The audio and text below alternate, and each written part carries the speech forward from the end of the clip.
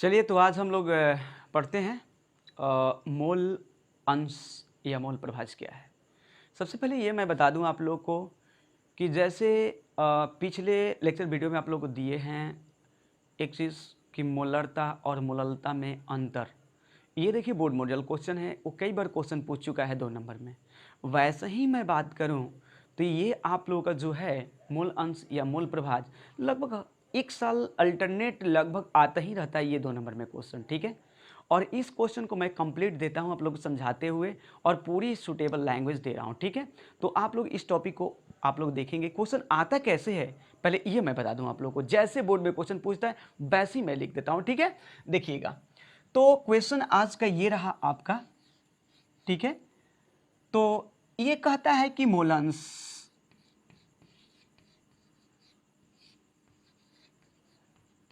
मोल अंश या मोल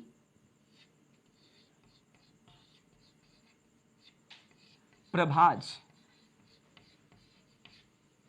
मोल अंश या मोल प्रभाज से क्या समझते हैं। यह क्वेश्चन पूछने का एक और तरीका हो सकता है, वो भी जान लें आप लोग, ठीक है। मैं लिख देता हूं अथवा करके, ठीक है, ध्यान दीजिएगा। अथवा ये पूछेगा ये बातें कि मोल अंश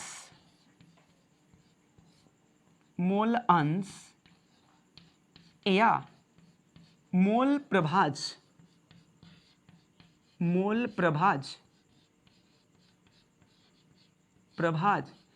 इसको बोलते हो मोल फ्रैक्शन।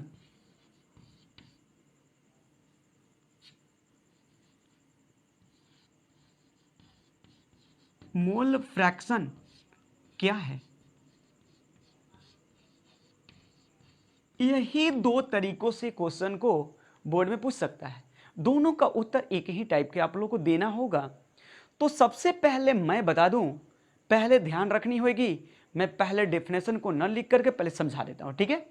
देखिए बंधु, सबसे पहले ये बात मेरा मानना होगा आप लोगों को कि ये देखिए एक कंटेनर पहले मैं इस्तेमाल कर रहा हूं, ठीक है। और इस कंटेनर में मैं ये बता दूं आप लोगों को, ठीक है, ये बात मैं बता दूं कि इसमें 2 सब्सटेंस के मोल की संख्या को ले रहा हूं, ठीक है। कितने? 2 सब्सटेंस के मोल की संख्या को ले रहा हूं। एक में है बिले और, ठीक है, क्या है? बिले। तो आप लोग भली भांति जानते हो विलय विलयन में कम मात्रा में होता है। और एक मैं ले लेता हूं बंधु विलायक। क्लियर? ये बात ध्यान रहे। तो विलय के मोल की संख्या जो मैं ले रहा हूं वो कैपिटल एन ले रहा हूं, ये मैं मान ले रहा हूं, ये आप लोग मान सकते हो, ठीक है। तो विलय के मोल की संख्या को मैंने मान लिया कि कैपिटल एन इस सॉल्यूशन में है। क्लियर? और सॉरी, मान लीजिए, माफ कीजिएगा, विलायक के मोल की संख्या कितना? कैपिटल एन है। और यहां विलय के मोल की संख्या क्या है? स्मॉल एन है, ये मैंने माना, ठीक है। जब दोनों के आप बंधु मिला रहे हो तो ये बताओ कितना आ गया इस कंटेनर में, अब कितनी मोल हो जाएंगी? एक ही टाइप के तो मोल नहीं है, नहीं ना। तो इसमें टोटल मोल कितना हो जाएगा? तो विलय के मोल और फिर क्या हो जाएगा? विलायक की मोल। तो टोटल मोल कितना मिल गया? एन प्लस एन, यानी small N plus capital N मिल गया, ठीक है। तो आप लोग ये बता दो ये किसकी मोल की संख्या हुई, ये बता सकते हो? ऑफ कोर्स जानते हो यार आप लोग, हमने बिलियन तैयार किया है ना, तो ये बिलियन की मोलों की संख्या हो गई। क्लियर हुआ?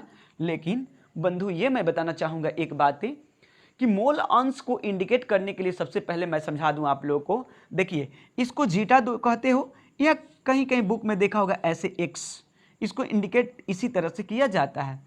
बस किसी भी सब्सटेंस के पहले अगर लगा देते हो, अगर लगा दिया जाए तो उसके मोल अंश को दर्शाएगा। जैसे एग्जाम्पल में लेते हैं, जैसे मान लीजिए कि विलेय पदार्थ है, अगर विलेय पदार्थ के पहले मैं जीटा लगा दूं तो इसका मीन हो गया विलय के मोल अंश। याद कर, यह बात ध्यान रखना होगा, विलय के मोल अंश। अगर इसके पहले मैं अगर ये लगा दूं विलायक, क्या लगा दूं? विलायक लगा दूं, तो इसका मतलब आप लोग समझना मेरे प्रिय बंधु, क्या चीज? विलायक के मोल अंश। और यही जीटा अगर बिलियन लिख दूं ऐसे, इसका मीन होता है मेरे प्रिय बंधु क्या चीज, ये बता दो क्या होगा, बिलियन का मोल अंश। क्लियर हो गई। अब देखो एक चीज आप लोग ये भी जानते हो, इस सूत्र का मैं इस्तेमाल करूंगा। आप लोग जानते हो कि बिलियन इक्वल क्या होता है, आप लोग भली भांति जानते हो कि बिलियन इक्वल होता सर विलेय प्लस विलायक। क्योंकि विलेय प्लस विलायक, क्योंकि विलेय और विलायक जब मिलते हैं तभी ना बिलियन बनते हैं। तो विलेय प्लस क्या होता है, विलायक होता है। ये बात आप लोग तो ध्यान रखेंगे हैं। तो जब ये आप लोग जानते हो विलेय प्लस विलायक की बातें आप लोग ऑलरेडी जानते हो प्रिय बंधु, तो मैं एक बात और बताना चाहूंगा आप लोग के यहाँ पे। अगर इसमें आप लोग जानते हो कि अगर हम जीटा का इस्तेमाल कर दें, एक्स जिसको कहते हो जीटा कहते हो, इस्तेमाल कर दूं तो क्या कहोगे, बिलियन का मोल अंश या मोल प्रभाज। अगर इसमें मैं इस्तेमाल कर दूं, अगर इसमें इस्तेमाल कर दूं तो विलेय का क्या हो गया, विलेय का क्या हो गया, मोल अंश या मोल प्रभाज। ठीक है, अगर इसमें मैं इस्तेमाल कर दूं तो ये क्या हो जाएगा, विलायक के मोल अंश या मोल प्रभाज। क्लियर। लेकिन एक चीज पहले अब बताना चाहूंगा, सूत्र क्या कहता है पहले ये भी जान लिया जाए ना। तो कहता है, ये सूत्र कहता है कि विलेय का एक्स विलेय ने मतलब विलेय का मोल अंश इक्वल एक सूत्र कहता है, मोल अंश इक्वल सूत्र कहता है, डेफिनेशन दूंगा पहले समझ लीजिए। विलेय का मोल अंश बराबर सूत्र कहता है क्या चीज, विलेय के मोलों की संख्या। ठीक है ना, विलेय के मोलों की संख्या, मोलों की संख्या। ठीक ना, ध्यान रखिएगा ये बातें। और बटा बाई में क्या होगा, बिलियन के मोलों की संख्या, विलियन के मोलों की संख्या। क्लियर ना। तो आप लोग ये बताओ, तो यहां ये बताओ मेरे को, तो यहां पे जब ये ऐसे लिख दिए तो ये लिखने की कोई जरूरत नहीं है। अगर शॉर्ट में लिखना चाहते तो हम लोग यहां ऐसे लिखते, जरा इधर देख लीजिएगा, देखिए जरा। तो यहां लिखेंगे अब एक्स विलेय, इसका मतलब हुआ विलेय के मोल अंश इक्वल हो गया, बताओ विलेय की मोल की संख्या प्रिय बंधु कितना है, स्मॉल एन, रख लो स्मॉल एन बाया सूत्र के द्वारा। अब ये प्रिय बंधु बता दो विलियन की मोल अंश कितनी है, एन प्लस एन, रख लो, कोई दिक्कत है क्या। ठीक है। सिमिलरली इसी प्रकार मैं ऐ कर दूं, इसी प्रकार अगर मैं करता हूं, अगर विलायक के मोल अंश मेरे को निकालना होगा, जब विलेय के मोल अंश निकालना था तो विलेय के मोल की संख्या ऊपर, तो इसी प्रकार अगर एक्स विलायक मेरे को निकालना होगा तो मैं क्या करूंगा, ये तो भली भांति आप लोग अब जान गए होंगे क्या करना होगा। तो यहां जब यहां विलेय था तो विलेय के मोल अंश, यहां जब विलायक है तो मुझे विलायक के मोल अंश यहां लेना होगा, और फिर एन प्लस एन। कोई दिक्कत, समझ में आया कि नहीं आया बताइए, क्लियर समझ में आया होगा ना। अब यहां से मैं बात करता हूं, अगर इस ये जो आप लोग सूत्र देख रहे हो, एक्स बिलियन मतलब क्या, जिट्टा बिलियन यानी विलेय बिलियन का मोल अंश इक्वल, यहां बिलियन का मोल अंश देखिए यहां पे है ना, बिलियन का मोल अंश, बिलियन का मोल अंश बराबर क्या है, विलेय के मोल अंश प्लस विलायक के मोल अंश। तो देखिए अगर इसमें हम लोग रख दें, विलेय के मोल अंश को यहाँ रख दें, विलायक के मोल अंश को यहाँ रख दें, तो कुछ मिलेगा, क्या मिलेगा जरा देखा जाए। तो एक्स विलियन इक्वल सूत्र कहता है, एक्स विलियन इक्वल सूत्र कहता है क्या चीज, एक्स विलेय का वैल्यू कितना है मेरे प्रिय बंधु, एन बटा में एन प्लस एन प्रिय बंधु प्लस, अब देखिए एन विलायक कितना कहता है, देखिए सॉरी माफ कीजिएगा, एक्स विलायक कितना कहता है, एन प्लस एन। एक काम करते हम लोग लघुत्तम ले लिया जाए, एन प्लस एन। प्रिय बंधु ये कटेगा, एक आएगा भागफल, अंश में गुणा होगा तो कितना आ जाएगा, इतना, फिर ये कटेगा तो ये आ जाएगा, तो हम लोग का मिल कितना गया, यहाँ जरा देख लीजिए ध्यान से थोड़ी सी बातें। तो एक्स बिलियन बराबर मिल गई हम लोग को, बातें ध्यान रखनी होगी, एक्स बिलियन इक्वल मिल गई एन प्लस एन, अर्थात एन बाया एन, कटा तो क्या मिला, एक्स बिलियन इक्वल मिल गया, एक्स बिलियन इक्वल मिल गया 1, अर्थात ये मैंने प्रूफ कर दिया कि किसी भी बिलियन का मोल अंश या मोल प्रभाज कितना होता है, 1 होता है। प्रिय बंधु, ये बात दिमाग में सेव करना। ये प्रश्न कई बार ऑब्जेक्टिव में आया है कि किसी भी विलयन का मोल अंश या मोल प्रभाज कितना होता है, तो आप कितना बताओगे? 1 बताओगे। क्लियर? चलते हैं और बात करते हैं, डेफिनेशन सुनाते हैं, डेफिनेशन लिखवाते हैं और फिर एक से बाद हम एक्सप्लेनेशन देते हैं आप लोगों को। ठीक है, मैं मिटाता हूं प्रिय बंधु, ध्यान रखना, फिर समझाते हुए ये काम करूंगा ताकि आप लोग को ये कोई परेशानी ना हो, इसलिए मैं ऐसा काम कर रहा हूं। देखिएगा, प्रश्न आपके स्क्रीन पे ही है और उत्तर देना मैं प्रारंभ करता हूं। ठीक, देखिए जरा ध्यान से।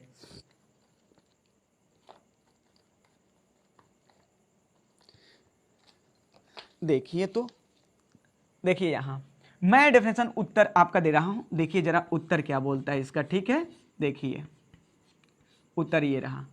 कहता है कि किसी विलयन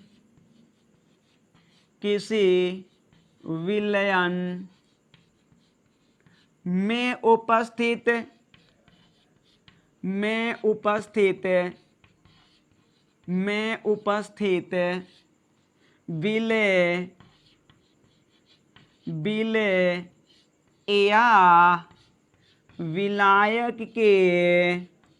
विलय या विलायक के मोलों की संख्या तथा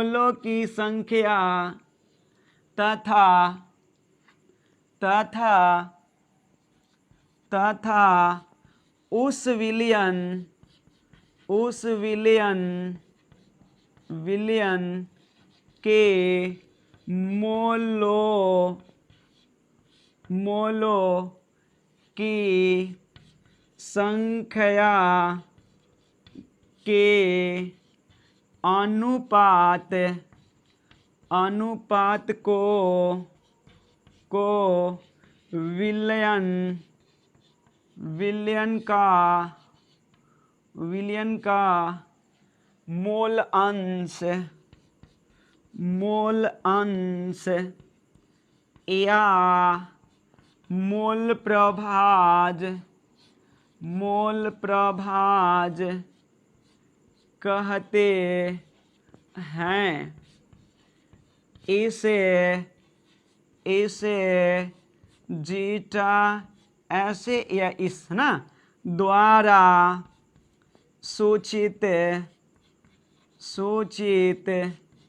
किया जाता है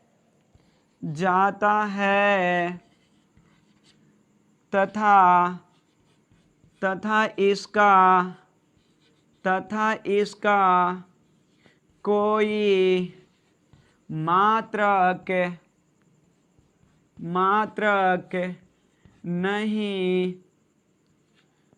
मात्रक नहीं होता है और यह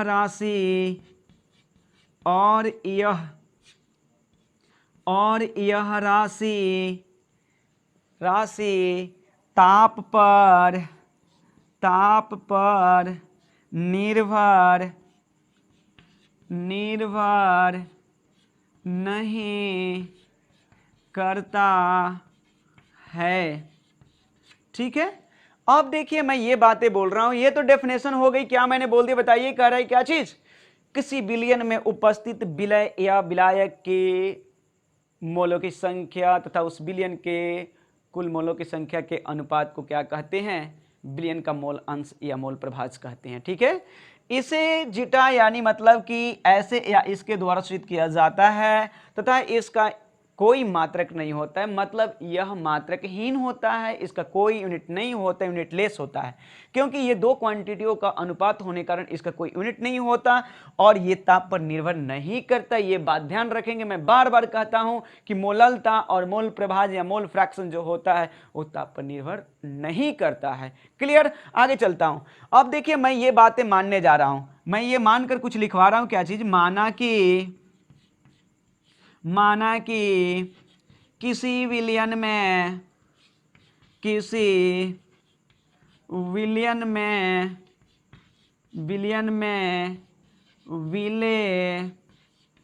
विलय का विलय के लिख देता हूँ, विलय के मोलों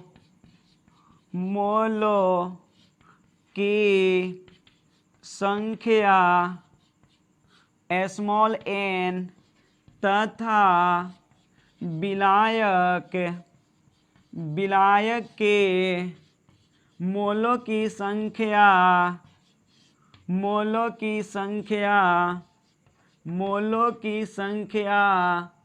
कैपिटल N हो तो विलयन का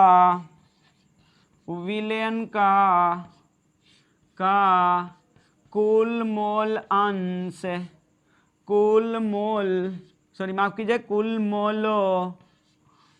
मोलों की संख्या n+n होगा। ठीक है, यहाँ से मैं अब प्रिय बंधु आप लोगों को थोड़ा सा मैं आगे बढ़ा रहा हूँ, क्योंकि अब फिर उसके बाद मैं इसे क्या करूँगा, मिटाऊंगा, फिर उसके बाद आगे आप लोगों को इसकी थ्योरी दूंगा। ठीक है, तो इतना तो आप लोगों को मैंने बता दिया, क्योंकि कंटेनर लेकर के मैंने समझा भी दिया था आप लोगों को कंटेनर में क्या लिया था। फिर से एक बार देख सकते हैं आप लोग, यहाँ कंटेनर मैं लेकर दिखाता हूँ, वही बात को मैं माना हूँ जो मैं समझाया था।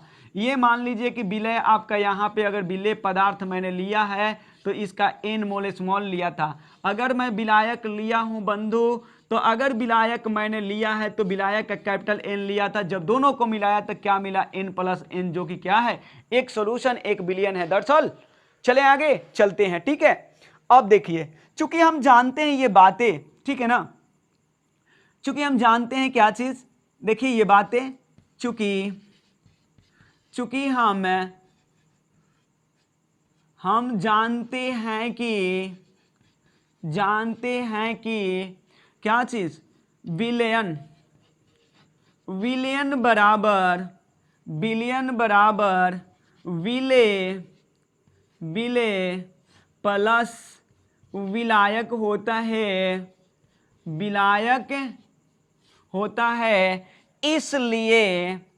इसलिए आप लोग को मैं ये दिखा दूं, इसलिए मैं ये दिखा दूं आप लोगों को, क्या चीज यहाँ पे दिखाऊंगा कि ये मोल अंश के टर्म में कैसे लिखोगे। तो मैं लगाता हूं प्रिय बंधु, एक्स विलयन पला बराबर होगा एक्स विलय, क्या होगा, एक्स विलय बराबर होगा एक्स विलय अब प्लस होगा एक्स विलायक। ये मैं मान लिया प्रिय बंधु इक्वेशन आपका 1। क्लियर, आप लोग इतना देख लें। ठीक है, उसके बाद मैं इसे क्या कर रहा हूं आगे के, क्योंकि देख रहे हैं पूरे बोर्ड भर गई, अब मैं आगे फिर करूंगा तो इसके आगे आप लोग को मैं दे रहा हूं तुरंत जस्ट लाइक अ फॉर्म। ठीक है, मैं इसे क्या करो, स्क्रैच कर रहा हूं। क्लियर, देखिए मैं मिटा रहा हूं। ठीक है, देखिए ध्यान से, चलिए आगे मैं इसको मिटा रहा हूं ताकि मैं आप लोगों को एक्सप्लेनेशन दे सकूं इसका। अब ठीक है, ध्यान दीजिएगा। देखिए मेरे प्रिय बंधु, कोई बड़ी चीज नहीं है, ध्यान में रहे ये बातें।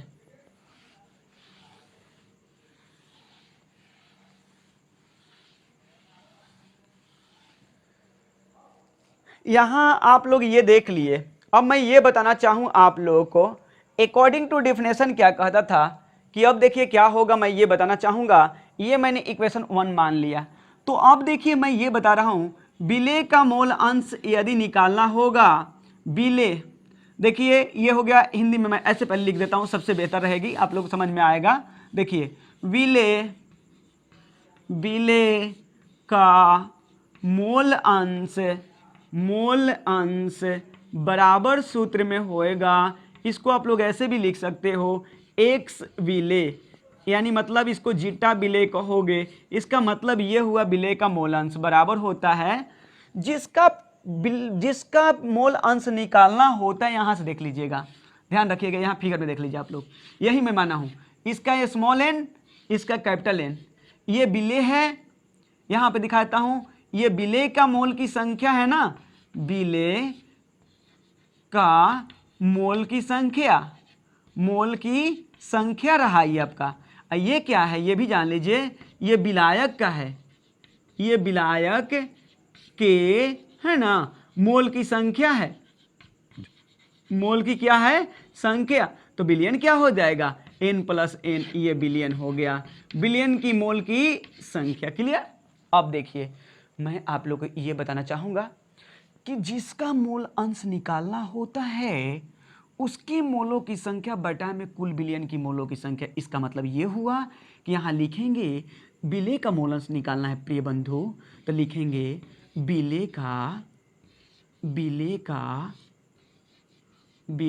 के लिख देते हैं, विलेय के मोलों की संख्या, विलेय के मोलों की संख्या बटा में विलियन की मोलों की संख्या, विलियन के मोलों।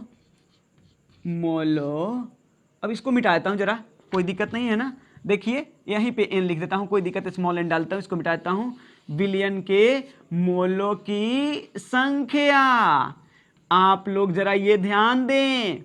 देखिए तो मैं क्या इसे लिख सकता हूँ, आप लोग बता सकते हो, x विलेय इक्वल होगा विलेय के मोल की संख्या कितना प्रिय बंधु, स्मॉल n बटा में बिलियन के मोलों की संख्या n प्लस n। क्लियर हो गया, कोई दिक्कत किसी को नहीं ना। अब देखिएगा इसको मानना चाहे तो मान लीजिए इक्वेशन 2, कोई दिक्कत नहीं, हमें आराम पड़ेगा, ठीक है। अब फिर इसी प्रकार प्रिय बंधु विलायक को जब करोगे, इसी प्रकार सिमिलरली लिखा हूं, इसी प्रकार अगर विलायक के मोल अंश निकालना होएगा तो क्या करोगे, थोड़ा सा मैं ले लेता हूं और इधर आसानी से लिखा जा सकता है, इसलिए थोड़ा मैं इधर कर लेता हूं, ठीक है, उधर भागना नहीं पड़ेगा। देखिए तो मैं यहां करता हूं इसी प्रकार, ठीक है ना। क्या लिखोगे, एक्स विलायक यानी जीटा विलायक मीन विलायक का मोल अंश या मोल प्रभाज्य बराबर होएगा, सूत्र लिख देते हैं, विलायक के मोलों की संख्या, विलायक के मोलों की संख्या बटा में विलियन के मोलों की संख्या। अब बताइए आप लोग, विलेय का मोलों की संख्या कितना है, जरा देखिए तो कैपिटल N है, तो मैंने लिख दिया, ठीक है। तो यहां लिख सकते हैं क्या चीज, ए जीटा विलायक यानी विलायक के मोल अंश इक्वल विलायक के मोलों की संख्या मीन कैपिटल N बटा में n प्लस n का मतलब हुआ बिलियन का। कोई दिक्कत किसी को। नंबर 3 प्रिय बंधु यहां जरा देखें, ये x विलाय है और x यानी जीटा विलय और जीटा विलायक, मतलब विलय के मोल अंश यहाँ है और विलायक के मोल अंश यहाँ है। जरा देखिए तो नीचे मैं सूत्र क्या लिखा हूँ, यानी ये लिखा हूँ कि नहीं लिखा हूँ, ठीक है। यहाँ से आप लोग उतारने के बाद तब यहाँ पे आप लोग आएंगे, ध्यान रखिएगा ये बातें, इक्वेशन 1 के बाद है ना 2 3 बनेगा, ठीक है। तो मैं अब यहाँ ऐसे कर रहा हूँ, मैं लिख रहा हूँ कि समीकरण 1 में समीकरण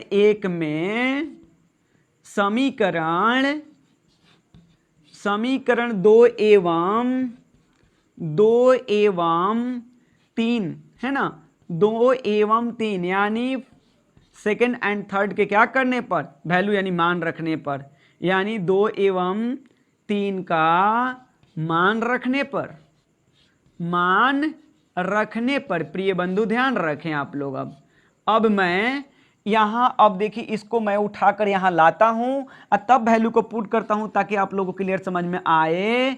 तो क्या हो गया, विलियन का मोल प्रभाज्य इक्वल हो जाएगा क्या चीज, विलेय का मोल अंश, विलेय का मोल अंश प्लस विलायक का मोल अंश, प्लस विलायक का मोल अंश, यही न है समीकरण एक आपका। देखिए यहाँ पे देख लीजिए, अब मैं नीचे स्क्रैच करता हूं, आप लोग ध्यान रखेंगे समीकरण 1 के बाद ऊपर से फिर उतरना प्रारंभ करेंगे, गलती मत कीजिएगा, ठीक है। अब यहां मिटाता हूं, ध्यान रखें आप लोग। अब मैं यहां से चलता हूं, आगे बढ़ने का प्रयत्न करता हूं, कोई बड़ी चीज नहीं है। अब यहां वैल्यू को पुट किया जाए तो आप लोग देखिए एक्स विलेय कितना है प्रिय बंधु, ये है, उठा के रख लो, एन बटा में एन प्लस एन, कोई दिक्कत, फिर प्लस, देखो एक्स विलायक कितना है मेरे को बताओ, देख एक्स विलायक यहाँ पे समीकरण 3 में है, तो यानी विलायक के मोल की संख्या बेटा में कुल विलयन के मोल की संख्या। जरा प्रिय बंधु मैं मुझे बताओ, क्या मैं लघुत्तम ले लूं? लघुत्तम दोनों अंश हर क्या है, समान है, इसलिए तो देखो जब हर समान होता है और ये और लसा भी समान होता है तो उसका वैल्यू कितना कट कर एक आता है, एक में n से गुणा करोगे तो क्या मिलेगा n, और वही चीज फिर आया तो n। अब यहां पे आप लोग देख सकते हो, आप लोगों को मैं यहां दिखा दूं, यहीं पे दिखाते हैं, अब कोई ज़्यादा बड़ी चीज नहीं है, ठीक है। तो यहां आप लोग लिख सकते हो एक्स विलयन, मतलब जीटा विलयन यानी विलयन का मोल अंश या मोल प्रभाज, यानी विलयन इक्वल हो गई प्रिय बंधु, क्या बताओ, एन प्लस एन बाई हो जाएगा क्या चीज, एन प्लस एन, कटा तो बताओ क्या हुआ, ध्यान रखना, कटा तो क्या मिला तुम्हें बताओ, यानी मिलेगा एक, यही ना एक बार में कट जाएगा, तो एक्स विलयन इक्वल हो गया, मतलब विलयन का मोल अंश या मोल प्रभाज बराबर एक, ये बात लिखना होगा, नोट करना होगा हम लोगों को। अतः लास्ट ये फाइनल डिसीजन, ठीक है, अतः किसी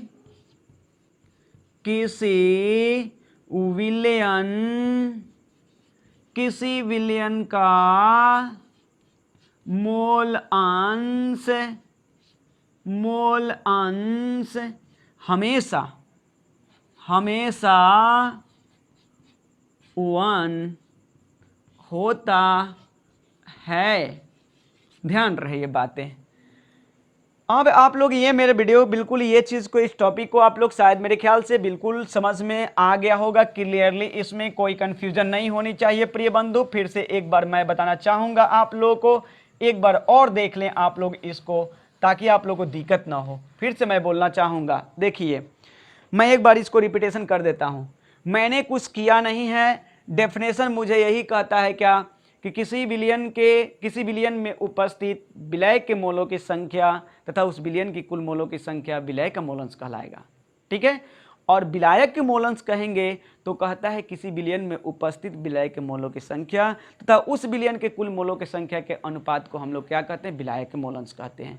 तो देखिए मैं वही इस्तेमाल किया हूँ, विलय के मोल अंश अर्थात जीटा विलय, इसको शॉर्ट में, इतना को शॉर्ट में लिखने का ये तरीका है, तो बराबर विलय के मोलों की संख्या बटा में विलयन के कुल मोलों की संख्या। तो विलय के मोल अंश आप लोग को मैंने डाटा में माना था, देखे होंगे स्क्रीन पर, देख लीजिएगा कि वहां मैं माना हूं कि स्मॉल एन विलय के मोल की संख्या है और एन प्लस एन क्या है, कुल विलयन की मोल की संख्या। तो मैंने एक्स जीटा विलय का मतलब हो गया विलय का मोल अंश मैंने निकाल लिया, ठीक है। वैसे ही विलायक के मोल अंश बराबर होगा जिसका मोल अंश निकालना होता है उसी के मोल की संख्या ऊपर। आप लोगों को मैंने विलायक के मोल अंश को कैपिटल एन द्वारा इंडिकेट किया है, ये बात को ध्यान रखेंगे। तो वही लिखा विलायक के मोलों की संख्या बटा में विलयन के कुल मोलों की संख्या। तो विलायक के मोल अंश को मैंने स्मॉल एन माना और विलयन के कुल मोल अंश कितना माना, एन प्लस एन माना। अब मैंने आप लोगों को एक नीचे में दिखाया था कि एक्स विलयन यानी मतलब जीटा विलयन है, विलयन का मोल अंश या मोल प्रभाज बराबर विलय के मोल अंश प्लस विलायक के मोल अंश। मैंने क्या किया, इस इक्वेशन में क्या किया, दोनों का मान को रख दिया। ये बात मैं लिखा हूं कि समीकरण 1 में, समीकरण 1 यही ना था आपके नीचे में, और मैंने रखा। प्रिय बंधु सोल्व किया, सोल्व करने के बाद n प्लस एन ऊपर में और नीचे में n प्लस एन, दोनों राशि क्वांटिटी बराबर थी, दोनों क्वांटिटियों को कटाया, वैल्यू 1 आया और यहाँ ये प्रूफ कर दिया कि किसी भी विलयन का मोल अंश या मोल प्रभाज क्या होता है, 1 होता है। क्लियर हो गया। अब एक चीज मैं यहां आप लोगों को दिखाना चाहूंगा थोड़ा सा, इन बॉक्स में ये न्यूमेरिकल में काम आएंगे, 2 क्वांटिटी रहेंगे तब, ये बॉक्स में ध्यान रखिएगा। देखिए ये बात मैं क्या कर रहा हूं, अब ये मैं बता दूं, विलेय का अगर निकालना होगा, विलेय का मोल अंश निकालना होगा, तो आप लोग ये सूत्र ध्यान रखिएगा, यानी विलयन के मोल अंश में से, ठीक है ना, विलयन के मोल अंश में से विलायक के मोल अंश को घटा देंगे। किसको घटाएंगे? विलायक के मोल अंश को क्या करेंगे, ऑलरेडी उसको घटा देंगे, ठीक है ना, यानी उसको ध्यान रखिएगा। तो यहाँ पे मैं इसको याद रखेंगे, ये अलग है, ये अलग पार्ट है, सबसे नीचे वाली में रहेगा इसे। तो आप लोग क्या करेंगे, विलायक, ठीक है ना, विलायक के मोल अंश को घटा दीजिएगा, ठीक है। अगर विलायक को निकालना होगा, अगर विलायक को निकालना होगा मोल अंश को, तो आप लोग वही काम करेंगे, यानी विलयन के मोल अंश में से विलेय के मोल अंश को आप लोग क्या करेंगे, ये सूत्र कंप्लीट याद कर लेंगे। न्यूमेरिकल में प्रिय बंधु ये काम आएगा, लेकिन कंप्लीट आप लोगों का क्वेश्चन का उत्तर यहीं तक हुआ। सबसे पहले डेफिनेशन, डेफिनेशन के बाद में उसका इंडिकेटिंग यानी कैसे सूचित किया जाता है, फिर उसके बाद में मात्रक, फिर ताप पर निर्भर नहीं करता, फिर उसके बाद मानेंगे, मानने के बाद यानी एक एक स्टेप को प्रूफ करते हुए हम लोग आएंगे कहाँ तक, इस वैल्यू तक हम लोग आएंगे, यहाँ तक कि यानी विलयन का मोल अंश 1 होता है। यहीं पे आप लोगों का कंप्लीट क्वेश्चन यहाँ देगा। लास्ट स्टेप यही लिखेंगे कि अतः किसी विलयन का मोल अंश या मोल प्रभाज्य क्या होता है, 1 होता है, ठीक है। मैं आप लोगों से रिक्वेस्ट करूँगा कि लोकल एरिया के जो भी आप लोग के भाई बंधु होंगे उन्हें ज़रूर इसे शेयर करें और उन्हें ये लाभ उठा सके, वो घर पे ही तैयारी कर सकें, ठीक है। धन्यवाद आप लोगों के लिए।